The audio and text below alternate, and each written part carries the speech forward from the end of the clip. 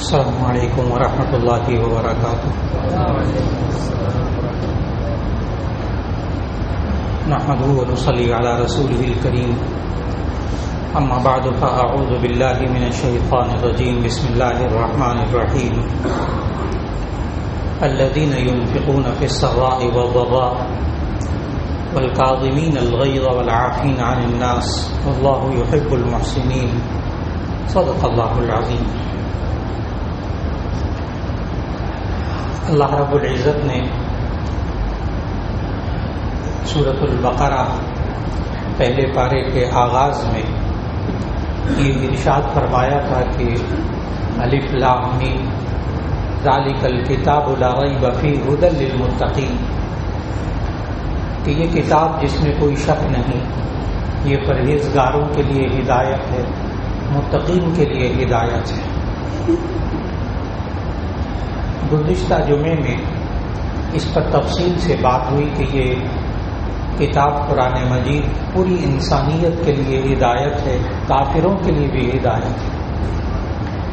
لیکن منزل تک وہ لوگ پہنچتے ہیں، ہدایت پانا جسے کہتے ہیں، وہ صرف متقین پا سکتے ہیں. پھر گزشتہ جمعے میں متقین کی 5 صفات بیان ہوئی کہ یہ 5 خوبیاں الذین یؤمنون بالغیب، ایمان بالغیب رکھتے ہوں، ویقیمون الصلاۃ، نماز قائم کرتے ہوں. نمبر 3 ومما رزقناہم ینفقون، جو اس میں اللہ نے رزق دیا اس میں سے خرچ کرتے ہوں. نمبر 4 والذین یؤمنون بما انزل الیک وما انزل من قبلک، کہ جو آسمانی کتابیں ہیں ان پر ایمان رکھتے ہوں، قرآن پر ایمان رکھتے ہوں. 5ویں خوبی گزشتہ جمعے بیان ہوئی تھی کہ وبالآخرۃ ھم یوقنون، اور آخرت پر یقین رکھتے ہوں. تو یہی لوگ اولئک ھم المفلحون، یہی فلاح پانے والے ہیں، کامیابی پانے والے. تو وہ متقین کی 5 خوبیاں بیان ہوئی تھی کہ قرآن حکیم. سوال یہ تھا اصل میں کہ جب ہمارے پاس قرآن موجود ہے تو اس کے باوجود لوگ گمراہ کیوں ہوتے ہیں؟ یہ بنیادی سوال تھا. اس کا جواب یہ ملا کہ یہ قرآن ہر ایک کو راستہ دکھاتا ہے، گمراہ کو بھی راستہ دکھاتا ہے، بے دین کو بھی راستہ دکھاتا ہے، خدا کے نہ ماننے والوں کو بھی یہ راستہ دکھاتا ہے. اس اعتبار سے ھدی للناس، یہ پوری انسانیت کے لیے ہدایت ہے. لیکن اس سے ہدایت پاتا کون ہے، منزل تک کون پہنچتا ہے، وہ اللہ نے کہا کہ ھدی للمتقین، کہ یہ پرہیزگاروں کے لیے ہدایت ہے. اب متقین کی 5 صفات اس وقت بیان ہوئی. آج کی نشست میں سورہ نساء میں سے اللہ تعالیٰ نے متقین کی اور صفات بیان فرمائی.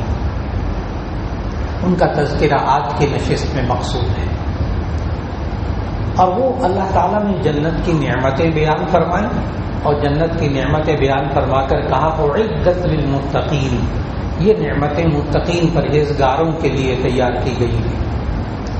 الذین، آگے خوبیاں بیان کی، الذین ینفقون فی السراء والضراء، وہ لوگ کہ جو خوشی میں اور اچھے حالات میں اور تنگ دستی میں اللہ کی راہ میں خرچ کرتے ہیں.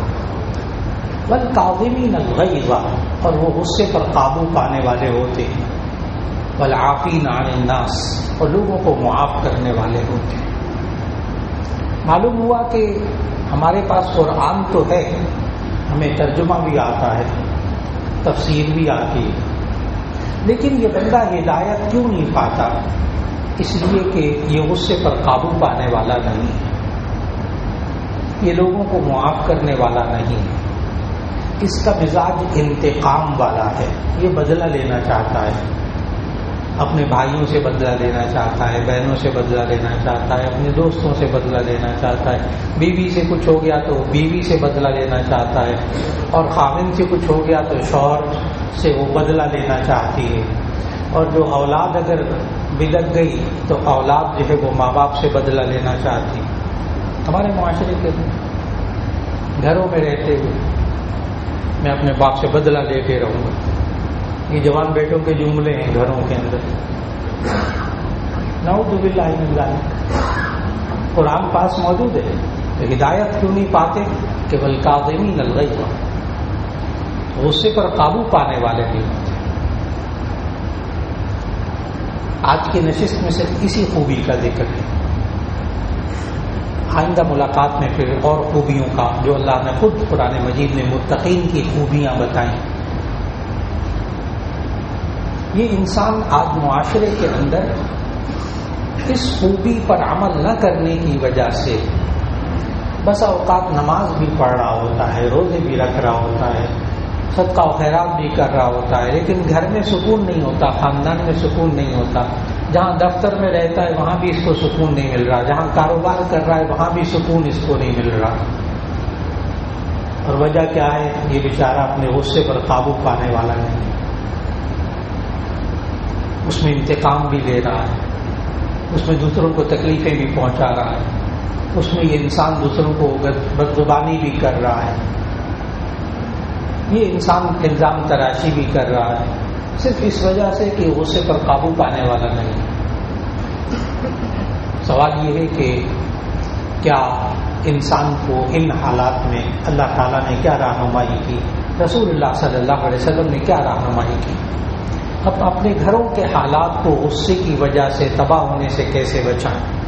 ہم اپنے رشتہ داروں میں اس غصے کی وجہ سے جو ہمارے نفرتوں، بہت ساری نفرتیں مل رہی ہیں، ایک نفرتوں کا ماحول گھروں کے اندر بن جائے، تو اسی صورت میں ہم کیسے اس کو دور کر سکتے ہیں؟ اللہ اور اس کے رسول صلی اللہ علیہ وسلم نے کیا رہنمائی فرمائی؟ اس بارے میں سب سے بنیادی بات یہ ذہن میں رکھنی چاہیے کہ ہمیں اسلامی تعلیمات سے، قرآن اور حدیث سے یہ معلوم ہوتا ہے کہ کسی انسان کے اندر غصہ ہونا یہ انسان کی خوبی ہے، یہ انسان کی اچھائی ہے۔ غصہ ہونا انسان کے اندر یہ انسان کی خوبی ہے، اور غصہ نہ ہونا یہ انسان کا عیب ہے۔ کہیں کسی آیت میں، کسی حدیث میں آپ کو یہ نہیں ملے گا کہ مومن وہ ہوتا ہے یا اچھا مسلمان وہ ہوتا ہے جس میں غصہ نہیں ہوتا۔ کوئی آیت، کوئی حدیث آپ کو نہیں ملے گی۔ غصہ ہونا اچھی بات ہے، غصہ نہ ہونا بری بات ہے۔ اب سوال یہ ہے کہ پھر یہ کیوں کہا جاتا ہے کہ غصہ پینا ثواب ہے، غصہ کرنا حرام ہے، غصے پر قابو پانا چاہیے، یہ کیوں کہا جاتا ہے؟ اس کی وجہ یہ ہے کہ اصل میں ایک غصہ ہوتا ہے اچھا، ایک غصہ ہوتا ہے برا۔ اچھا غصہ کون سا ہوتا ہے؟ جو اللہ اور اس کے رسول صلی اللہ علیہ وسلم کے احکامات کو ٹوٹتا دیکھ کر اگر غصہ آئے، اس کی خلاف ورزی ہوتا دیکھ کر غصہ آئے، تو یہ غصہ اچھا ہے، اور اس پر نبوی طریقے سے عمل کرنا ہے۔ اس میں بھی اپنے نفس کو بیچ میں نہیں لانا، اس سے پھر نقصان ہوگا۔ اور اگر غصہ برا ہے تو اسے ہر صورت میں قابو پانا ہے۔ اور برا غصہ کیا ہوتا ہے؟ اپنے ذاتی مفاد، ذاتی اصولوں، ذاتی سوچ کے خلاف ہوتا دیکھ کر غصہ آئے تو یہ غصہ برا ہے اور اس پر قابو پانا ہے۔ اب جب ہم معاشرے میں دیکھتے ہیں کہ ہم معاشرے کے اندر اکثر جو ہمیں غصہ آتا ہے وہ برا والا ہی غصہ آتا ہے۔ اس نے مجھے یوں کہہ دیا، اس نے میرے خلاف یہ کہہ دیا، اس نے مجھے برا بھلا کہا، اس نے مجھے نقصان پہنچایا، اس نے میرے ماں باپ کو یہ کہا، اس نے میرے فلاں کو یہ کہا، ذاتی، اس نے میرے خلاف یہ کام کیا، اس نے میرے خلاف زبان یوں استعمال کی، ذاتی غصے۔ اور وہ اللہ اور اس کے رسول صلی اللہ علیہ وسلم کے احکامات کو ٹوٹتا دیکھ کر غصہ آئے، یہ شاذ و نادر ہوتا ہے، الا ماشاء اللہ۔ یہ میرا بیٹا نماز کیوں نہیں پڑھتا، اس کو غصہ آ رہا ہے۔ یہ میرا بیٹا جھوٹ کیوں بولتا ہے، غصہ آ رہا ہے۔ یہ میرا بچہ، بیٹا بیٹی مال میں خیانت کر رہے ہیں، بیوی ہے وہ مال میں خیانت کر رہی ہے، غصہ آ رہا ہے۔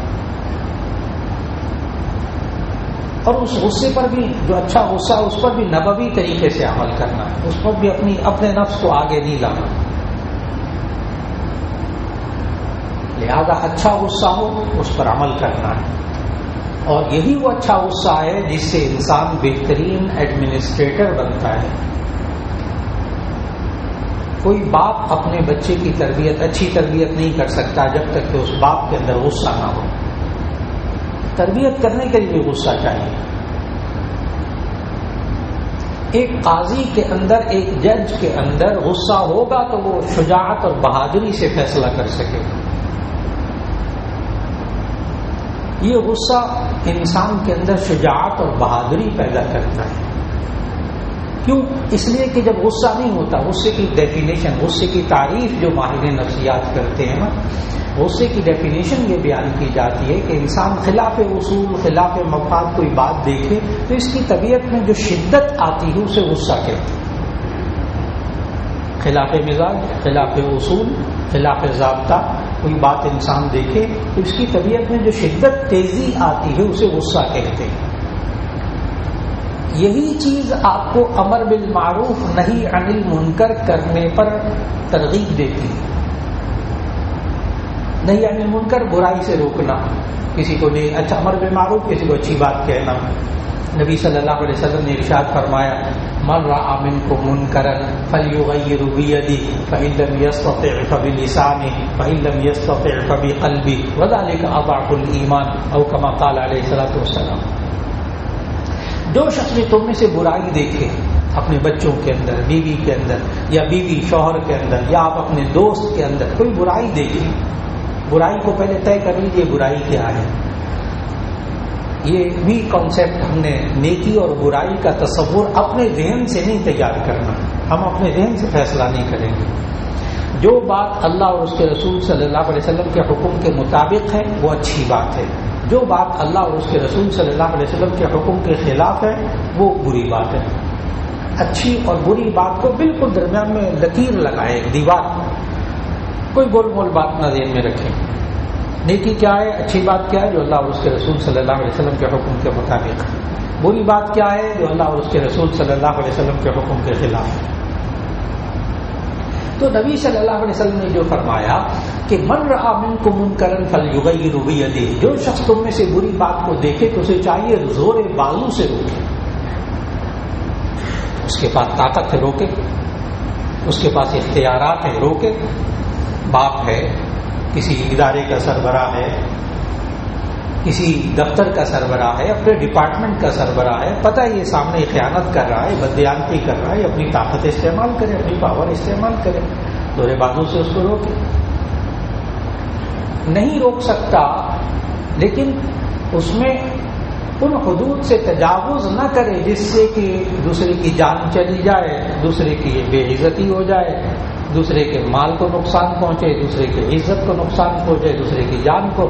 اگر کوئی بندہ یہ سوچنا شروع کر دے کہ میں تو برائی کو روک رہا ہوں لیکن وہ تین چیزیں، اگلے کی جان، مال، عزت و آبرو کا احترام نہیں کر رہا تو اس روکنے سے نقصان ہوگا.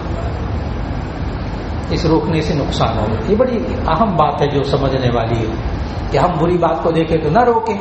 ہمیں تو حکم دیا گیا جو بری بات دیکھے اس کو زور بازو سے روکو. جی زور بازو سے روکیں لیکن تین چیزوں کا خیال رکھیں، جان، مال، عزت و آبرو، یہ آپ پر حرام ہے. الا ان اموالکم ودماءکم واعراضکم حرام علیکم. نبی صلی اللہ علیہ وسلم نے سمجھایا تم پر دوسرے کی جان، مال، عزت و آبرو حرام ہے، یعنی حرمت والی، اس کا احترام کرے.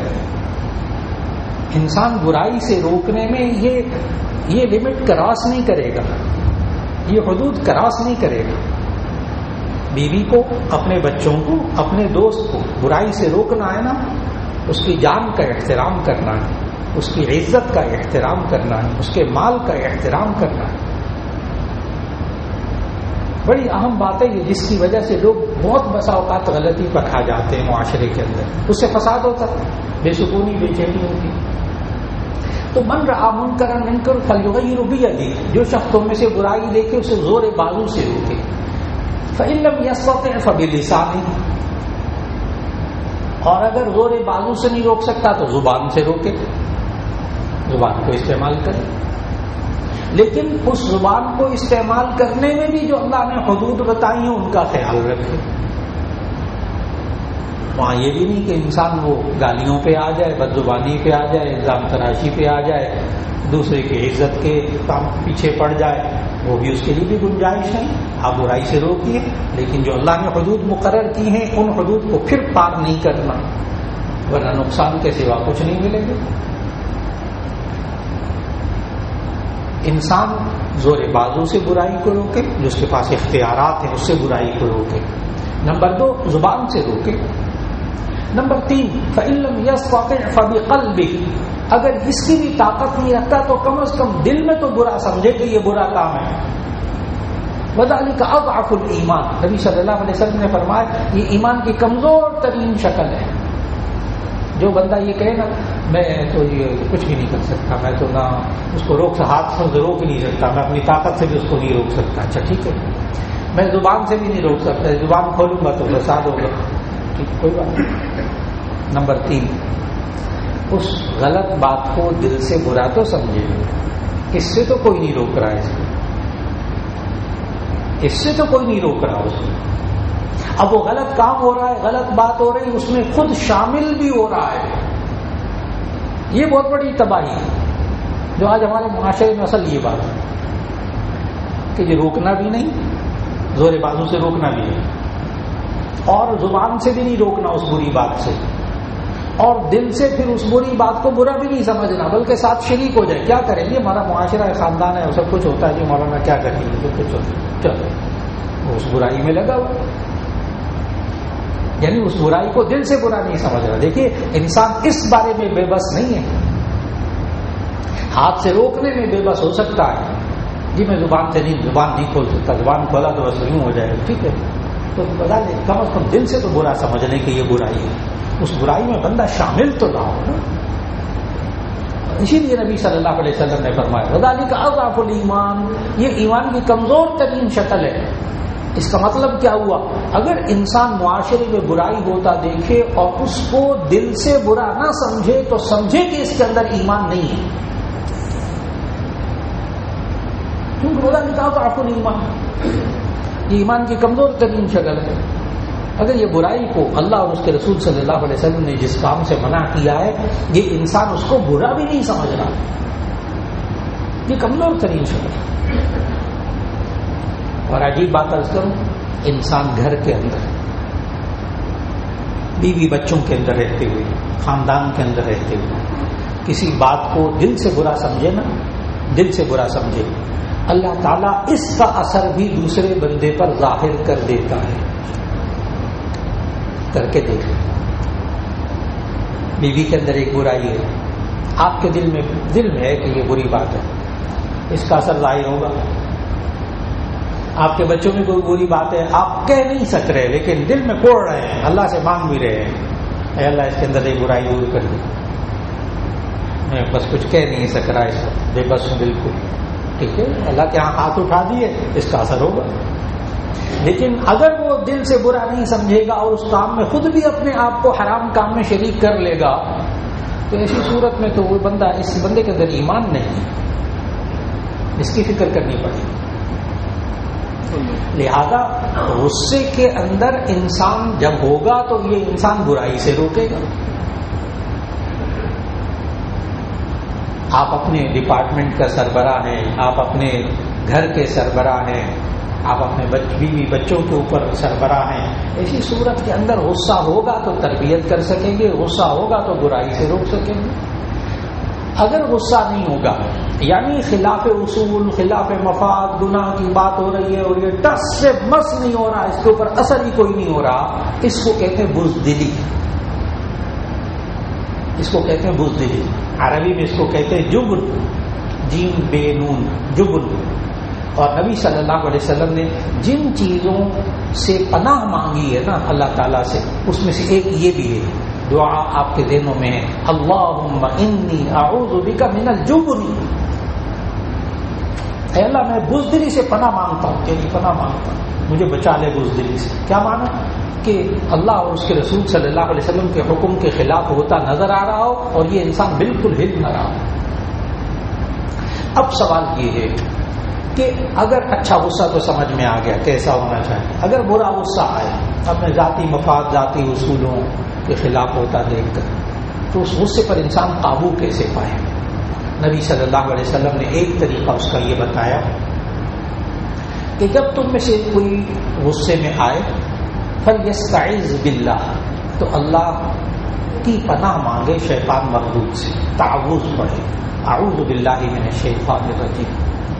پھر نبی صلی اللہ علیہ وسلم نے فرمایا کہ جو برا غصہ ہوتا ہے نا، جو انسان آج معاشرے میں تباہی کا سبب بن جاتا ہے، وہ شیطان کی طرف سے ہوتا ہے، لہذا تم لا حول ولا قوت الا باللہ پڑھا کرو۔ تو ایک تو یہ سمجھ میں آیا جب غصہ آئے تو برا غصہ اعوذ باللہ من الشیطان الرجیم۔ آپ سمجھ رہے ہیں آپ کے غصے کی وجہ سے گھر کے حالات خراب ہو رہے ہیں، کاروبار کے حالات خراب ہو رہے ہیں، ادارے کے حالات خراب ہو رہے ہیں، دوستوں رشتہ داروں کے حالات خراب ہو رہے ہیں صرف غصے کی وجہ سے۔ تو اعوذ باللہ من الشیطان الرجیم، لا حول ولا قوت الا باللہ العلی العظیم۔ پھر نبی صلی اللہ علیہ وسلم نے ہمیں سمجھایا کہ اگر کسی بندے کو غصہ آئے تو دوسرا علاج، اذا غضب احدکم فلیضطجع والا فلیجلس۔ مشکات شریف میں باب الغضب کے اندر یہ حدیث موجود ہے کہ جس شخص کو غصہ آئے تو اگر وہ کھڑا ہے تو بیٹھ جائے، بیٹھا ہے تو لیٹ جائے،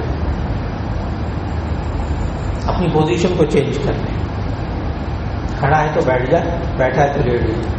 کوئی بندہ، کوئی دوست آپ کا غصے میں آ جائے نا، کھڑا ہوا ہے آپ کے ساتھ غصے میں، آپ اس کو کہیں اچھا بیٹھ تو جاؤ نا، کرسی دے دیں، اس کو کرسی پہ بٹھانے کی کوشش کریں، تو وہ گر جائے گا، بیٹھے گا نہیں، گر جائے گا، بیٹھے گا نہیں، کیونکہ وہ اس کے اعصاب اکڑے ہوئے ہیں، پٹھے تناؤ میں ہیں۔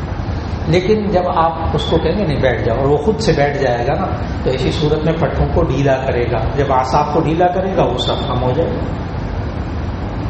تو نبی صلی اللہ علیہ وسلم نے کیا سمجھایا، اذا غضب احدکم فلیضطجع والا فلیجلس۔ کسی کو غصہ آئے تو کھڑا ہے تو بیٹھ جائے، بیٹھا ہے تو لیٹ جائے۔ نمبر 3، تیسرا طریقہ سمجھایا، اذا غضب احدکم فلیتوضا۔ یہ بھی مشکات شریف میں حدیث کی کتاب میں باب الغضب کے اندر حدیث موجود ہے۔ جب تم میں سے کسی کو غصہ آئے تو اسے چاہیے وضو کر لیں۔ جب تم میں سے کسی کو غصہ آئے تو اسے چاہیے وضو کر لیں۔ انسان کو جب غصہ آتا ہے نا تو اس کا بی پی ہائی ہو جاتا ہے، جسم تپنے لگتا ہے، منہ لال ہو جاتا ہے۔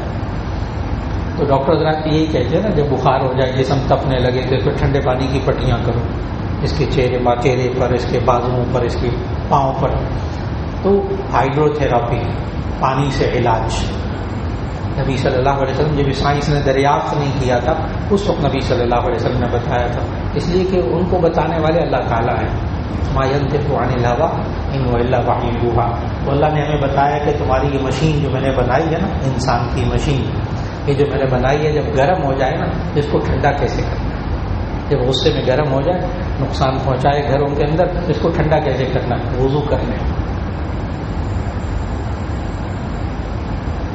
اور یہ انسان غصے کی حالت میں اصل میں کرتا کیا ہے، اپنی زبان چلاتا ہے، ہاتھ پاؤں چلاتا ہے، ہاتھ چلاتا ہے، مارتا ہے، پیٹتا ہے، مکے مارتا ہے، تھپڑ مارتا ہے، یا گھر کے برتن توڑتا ہے، کوئی چیز ہاتھ میں ہوتا ہے دے کے مارتا ہے، یا زبان چلاتا ہے، دوسرے کی بے عزتی کر دیتا ہے۔ نبی صلی اللہ علیہ وسلم نے سمجھائی ایک بات، اس لیے کہ ہمارے معاشرے کے اندر جو انسان غصے میں ہوتا ہے نا، وہ اپنے آپ کو بہادر سمجھتا ہے، وہ اپنے آپ کو بہادر سمجھتا ہے بھی، غصے سے انسان کے اندر شجاعت آتی ہے، بہادری آتی ہے۔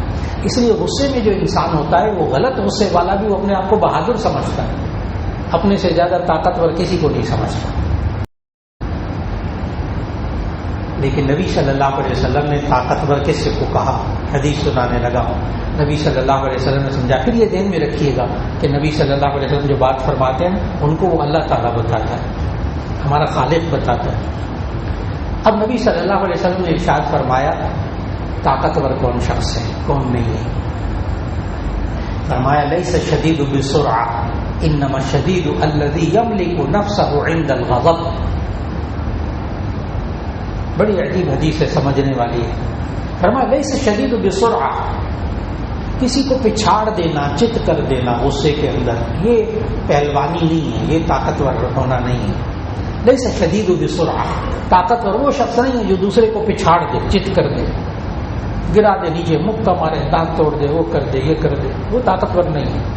فرمایا انما الشدید الذی یملک نفسہ عند الغضب، طاقتور وہ شخص ہے جو غصے کے وقت اپنے آپ پر قابو پا لے۔ آج نوجوان طاقتور کب شمار ہوگا؟ اس کو توڑ، اس کو پھوڑ، اس کو مار، اس کو بے عزت کر، اس کو بلا کر، اس کو نقصان پہنچا۔ نبی صلی اللہ علیہ وسلم نے اس کو طاقتور نہیں کہا۔ طاقتور کس کو کہا ہے؟ جو غصے کے وقت اپنے آپ پر قابو پا لے۔ پہلوان وہ ہے۔ اللہ رب العزت آج ہمیں معاشرے کے اندر بھرپور کوشش کرے، گھروں کے اندر غصہ ہونا چاہیے، غصہ اچھی چیز ہے، لیکن شروع میں جو آیت پڑھی نا کہ قرآن کس کے لیے ہدایت ہے، والکاظمین الغیظ، وہ لوگ کہ جو غصے پر قابو پانے والے ہوتے ہیں۔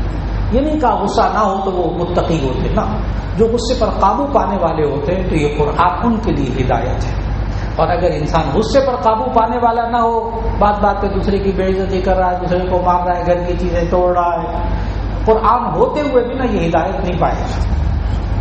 قرآن ہوتے ہوئے بھی یہ ہدایت نہیں پائے گا۔ ہدایت تب پائے گا جب غصے پر قابو پائے گا، پھر اس کو قرآن سے بھی ہدایت ملے گی۔ اللہ ہمیں معاشرے کے اندر آج گھروں کے اندر، خاندانوں کے اندر، کاروباری اداروں کے اندر، بچوں کے ساتھ ہمارے بہت نقصانات ہو چکے، اللہ تعالیٰ اس غصے پر قابو پانے کی توفیق عطا فرمائے۔ وآخر دعوانا الحمد للہ رب العالمین۔